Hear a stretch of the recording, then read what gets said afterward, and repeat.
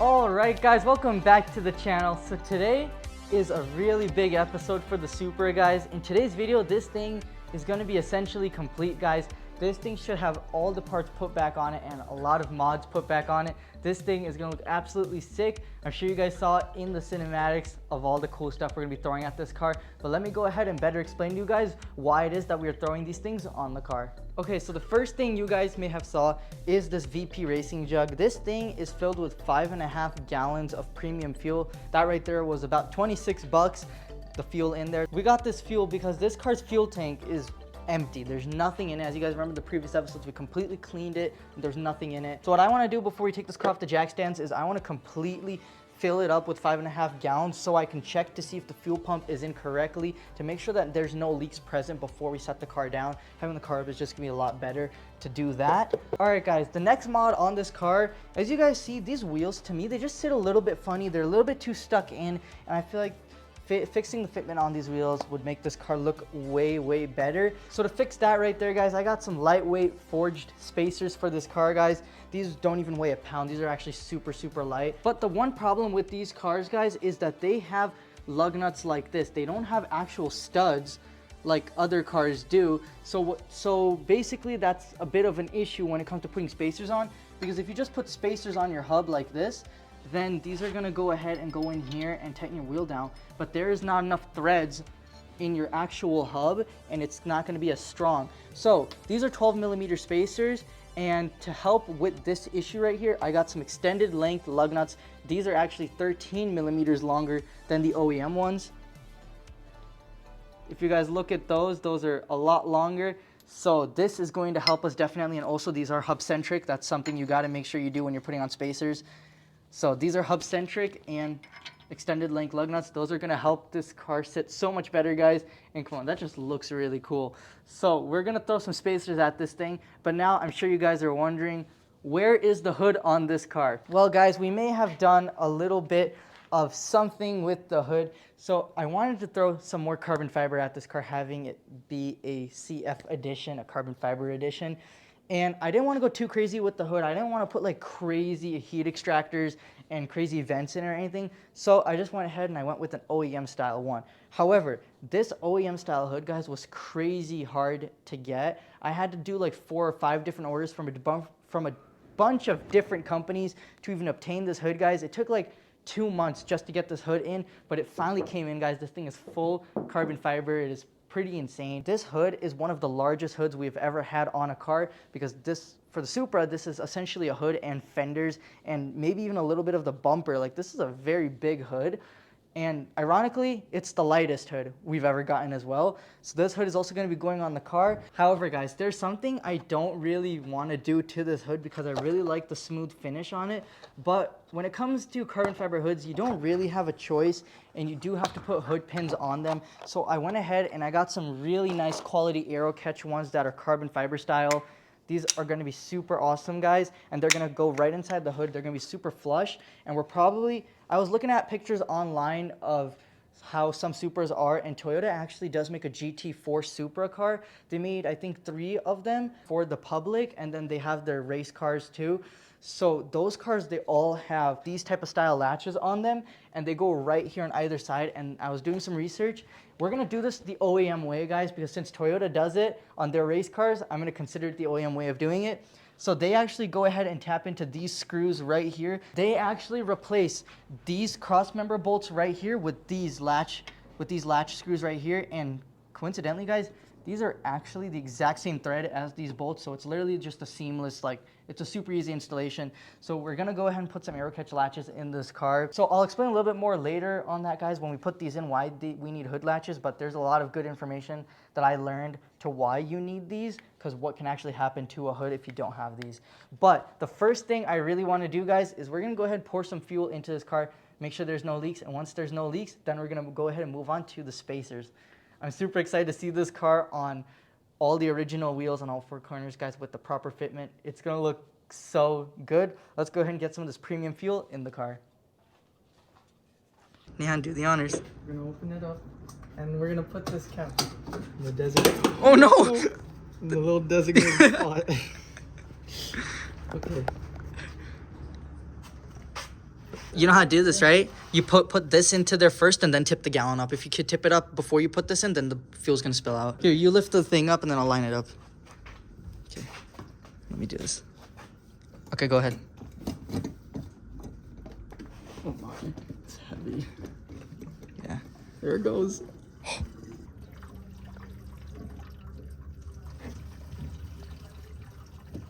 It is so dry.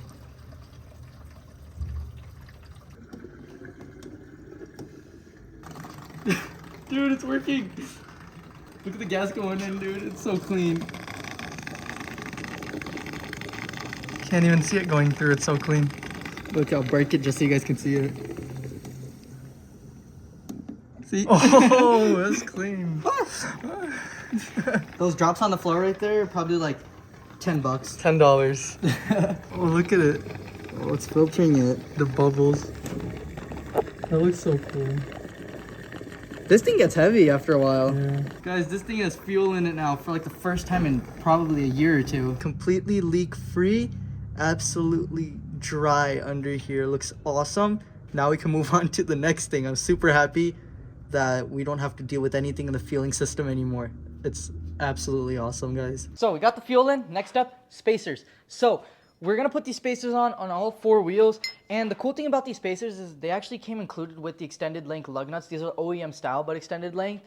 And if you guys come over here to the back, I'm not sure what happened to this car entirely. I know like somebody took a bunch of parts off of it, but I was checking out these wheels right here because there's some like special type of locking key on every single one of these bolts, and you need something special to take it off. So I was just kind of taking a look at them, and they're all hand tightened, which is bad if we had driven this car without. If I never thought about doing these spacers, we probably would have driven on this. So every time we get a car from the auction, we're always going to check our lug nuts. Now, we always do, but I didn't even think of it on this car. So the good thing is these special nut bolts, we don't need whatever special socket this is because these are all tightened in by hand. And then for some reason in the front, there's only 4 out of 5 lug nuts on each wheel in the front. That just came out like that. And as you guys can see, way longer. So for some reason, there's only 4 out of 5 lug nuts on the front. The back has all 5, but we can't use these lug nuts because it's like a special type of locking thing, and also because they're not extended length. So this is like a really good win-win situation because we get to extend the wheels out more, and it's going to look really good, and it's not even that much. It's just a little bit of it is going to make a huge difference in this car because it's not off by much, but it still needs to come out a bit. And then we also have 5 new lug nuts for each wheel. So that's going to be super sick, guys. So we're just going to toss in all these wheels on the car. It's going to look super sick. It's going to be my first time and your guys' first time seeing the front wheels on this car officially, like, because that's never been done before. We've never seen OEM wheels on the front of this car. So I'm really, really excited, guys. Let's go ahead and take all these wheels off and get the new ones and the new spacers put on. Here's something cool, guys. For some reason, a regular socket actually fits on this. So I wouldn't probably tighten it with these, obviously, but these will do a good job taking off those with a little power tool.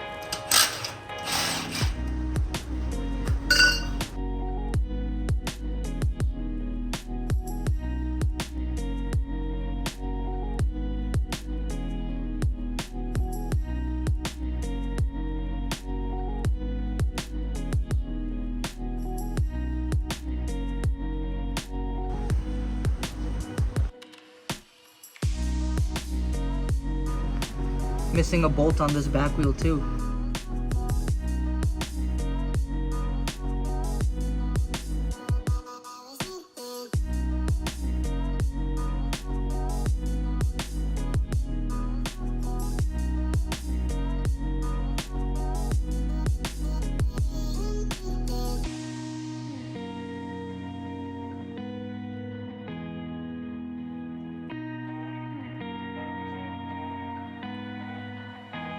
Guys, do you see this car? It's looking absolutely insane. So we finally got the front wheels on this car, guys. These are brand new. They're not even dirty. They're a little dusty from sitting in the shop, but they're not dirty as like the back ones are. We still have to put the center caps in. We still have to torque all the wheels down. We'll do that once the car's on the ground. But we also got the spacers on, guys, and this thing is sitting so much more proper. Guys, look at how flush the wheels are. They look insane. And coming over here to the back of it, guys, these back wheels look absolutely insane. When we put the car down, or when we got the car the first time, these wheels are just a little bit too tucked for my liking. So now when we put this car down, guys, it should sit absolutely beautiful. And this is my first time even seeing the wheels up here in the front. because I'm so excited to see this car all put together. We still have to put the hood on, but now before we go ahead and lower this car for good, we still have to top off 2 more fluids. We still do have to do coolant, but that is a special type of coolant for this car. It's HT12 coolant. That's on its way. It should be here in a couple days, but we still do have our special oil, and I'm also gonna just top off the washer fluid, because why not? We're gonna lower the car on all 4 wheels, torque the wheels down, pop the center caps in, then we're gonna start filling with fluids, and then we're gonna put the hood on. I'm super excited, guys. Let's get this thing off these jack stands because it doesn't need it anymore. So as you guys remember, when I did jack this car up in one of the previous videos, it was very hard to jack this thing up because these side skirts on the side do not allow for you to jack it up from the sides, and jacking it up from the back is pretty hard too. This car is a treat to jack up. It took me about like 40 minutes to an hour to do it last time. So I'm thinking I'm just gonna try it again. And the bumper is on for good, so we're probably gonna have to put like wood under the wheels or something to keep the car elevated so the splitter doesn't get crushed by the jack being under there. And we're just gonna have to kind of fiddle around with the car a little bit and figure out what the best way to get this thing off is. Well, let's see how long it takes.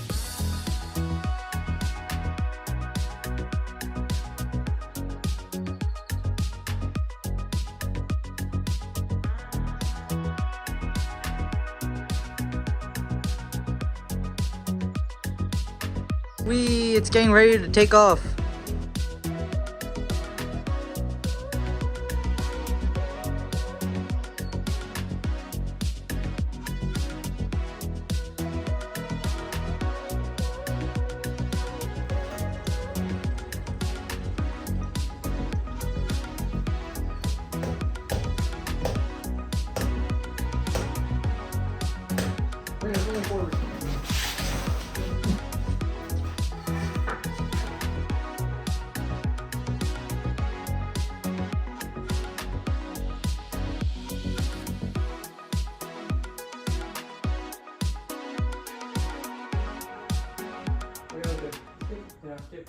Look how low it's sitting. I think it's still settling. Dude, this looks sick. Check this out, guys. It's all the way on the floor now. Oh my. Guys, this car sits so low. It was so tricky to get it jacked down. It was a little bit easier to take it off than it was to put it up because it's my second time doing it. So I got it down like 20 minutes. But I know, look at the fitment, guys. That is so flush. It's gonna be so flush with the hood there, guys. Right there. That is awesome. And look at the fitment in the back, guys. It's just flush. This is exactly how I wanted the car to sit. That's epic. That's like the perfect amount. Look at this thing, guys. I cannot wait to wash this thing, and the interior. Oh my goodness. Still got the plastic on it too. So the next thing on this car, guys, before we put that beautiful hood on this car and test fit it, what I want to do is I want to fill this car up with fluid. I want to fill it up with the oil and the washer fluid. We're still waiting for the coolant, but we'll vacuum fill that when it gets here. And after this is filled, guys, we're going to go ahead and start putting the hood on. I am so excited to do that. We also have to torque the wheels down. Okay, so we just torqued down all the wheels, so now they're nice and tight, so we don't have to worry about that anymore. Now we're gonna go ahead and move on to all the fluids. I'm not sure if this car is empty on washer fluid or not, but I just want to top it off so it's full on all the fluids. So let's go pop some washer fluid in.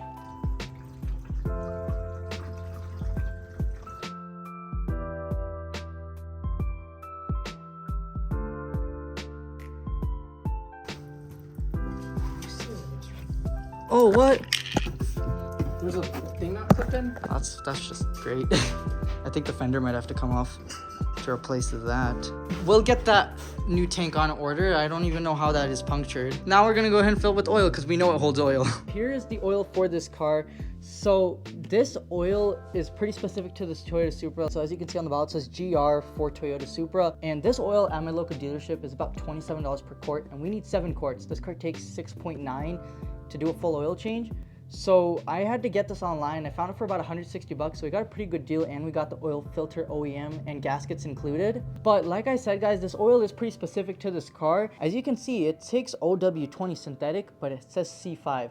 So C5 was actually introduced in 2016, and it's pretty specific. The way it works is it's the viscosity of the oil. This oil is designed for high performance engines and diesel type engines, and the viscosity is pretty specific to the engine. It's measured in HTHS, which stands for high temp, high shear, which is the measure of how well the oil flows and reacts when the engine is at a higher temperature. So the C5 oil works really good with this car when it's at the high temp, high shear ratings. And when it's high temperature, this oil works really good for this engine. And it also helps with the fuel economy and emissions and the prolonged life of the engine. It helps with keeping your engine components in good condition. So this oil definitely has a lot of benefits, and with all those benefits, I definitely want to go OEM. When you have a car and if it ever takes C5 type oil or any type of C rating oil, it's pretty specific, and a lot of it has to do with the high temperature viscosity of the oil. So you got to make sure that you put the right stuff in your car so it runs really good, because it'd suck if your engine got really hot and you didn't have the proper viscosity in there. Your engine kind of would just be kind of working a little bit funny, and it wouldn't really help the engine in the long run. So always put the OEM stuff in your car. If it takes C5, just go ahead and get the C rated oil that it takes. But now we're going to go ahead and replace the oil filter, and then we'll fill with the oil. It's pretty fun, guys, so let's do it.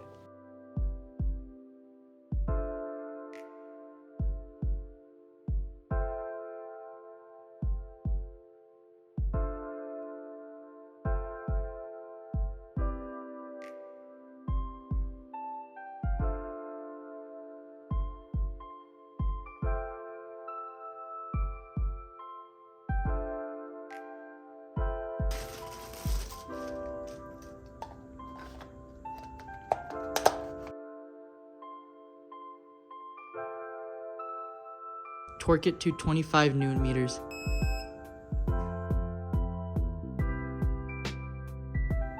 Wow, look at that beautiful GR oil.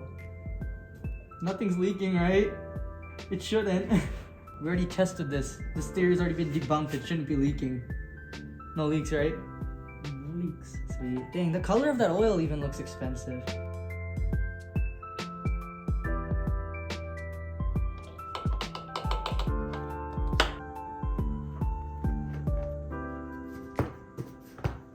Alright guys, engine oil is full and it looks absolutely amazing. Got everything put back together. Before we put the hood on, just to get it out of the way, I want to take out the washer bottle. I did some research and it looks like the only things holding this on is just some little rubber bushings on the bottom and here in the back, and then there's a 10 mil up here luckily. So I'm thinking we can get this replaced without even removing the fender, because these fenders are pretty difficult to remove. So we're just going to remove this top panel here and hopefully we can fish it out. There's a wire we're going to have to unplug, but maybe we can get it through the side vent. If not, maybe we can fish our hands in there through the top, but let's see. Hopefully, I just want to get this washer bottle out so when the new one comes in, we can just put it in.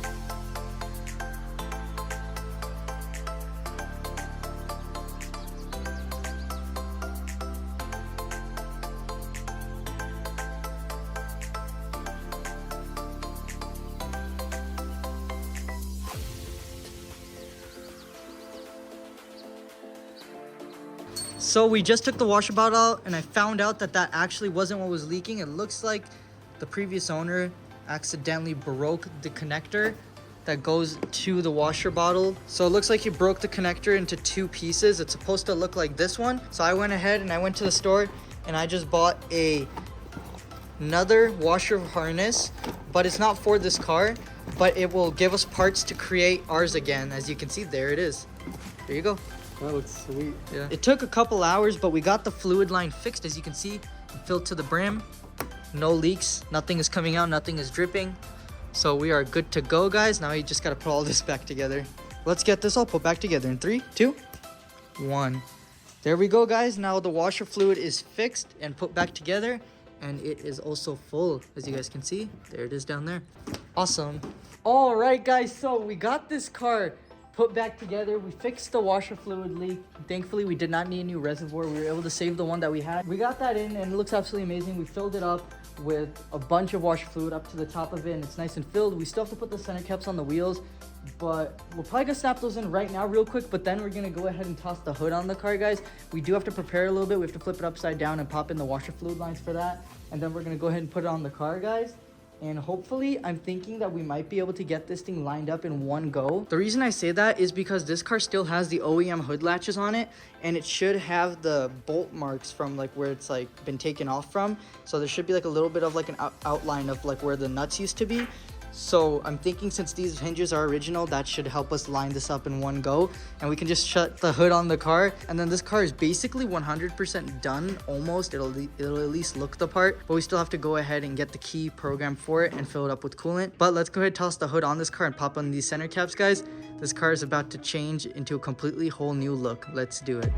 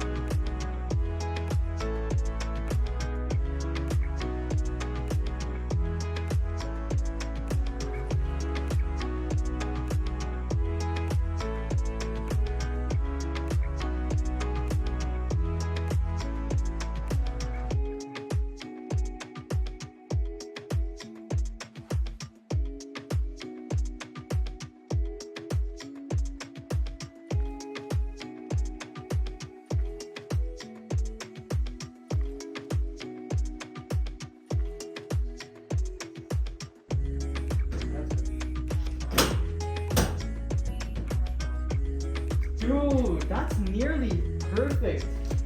A little bit of adjusting to do, but that is perfect. Dude. Oh my goodness. Dude, is this even the same car? Guys, this thing looks insane with the hood.